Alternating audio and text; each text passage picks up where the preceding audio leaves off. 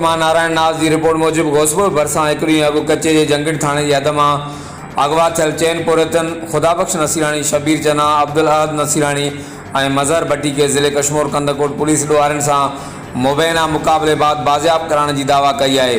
Police मूजिब ॾोहारी मुग़विन के एक हंध खां ॿिए हंध मुंतकिल कर रहा हुआ तो खुफ़िया इतला ते कार्रवाई कई सी। मुक़ाबले बाद ॾोहारियुनि मुग़विन के छॾे फरार थी वञण में कामयाब थी विया। मुग़विन के घर पहुंचण ते सुराई वारो माहौल है। जी नाज़रीन, घोसपुर मावा से आम खबर की आगाही शेयर कंदा हलूं।